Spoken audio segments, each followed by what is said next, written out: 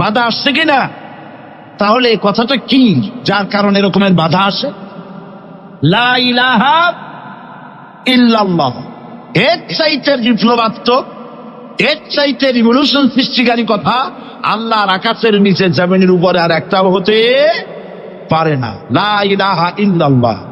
ইলাহ শব্দের অর্থ শুধু উপাস্যর মাবুদ নয়, ইলাহ শব্দের অর্থ হচ্ছে আইনদাতা, ইলাহ শব্দের অর্থ হচ্ছে শাসনকর্তা, ইলাহ শব্দের অর্থ হচ্ছে বিধানদাতা।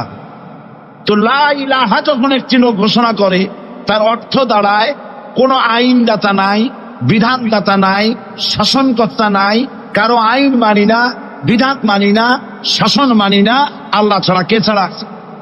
আল্লাহ ছাড়া। এই কালেমার দাওয়াত যখন পয়গম্বরেরা দিয়েছেন, তখন 3 শ্রেণীর লোকেরা বাধা দিয়েছে। বলেন কয় শ্রেণী? সবাই বলেন। 3 শ্রেণীর লোকেরা বাধা দিয়েছে। লক্ষ্য করুন। 1 নম্বরে বাধা দিয়েছে রাষ্ট্র শক্তি। 1 নম্বরে বাধা দিল কারা? 2 নম্বরে বাধা দিয়েছে ধনাঢ্য ব্যক্তিবর্গ। 3 নম্বরে বাধা দিয়েছে যারা কায়েমি স্বার্থবাদী ধর্মীয় শক্তি। এই 3টি শ্রেণী সমস্ত নবীদেরকে বাধা দিয়েছে। সেই বাধা অতীতে যারা দিত, এখন আর দেয় না, নাকি?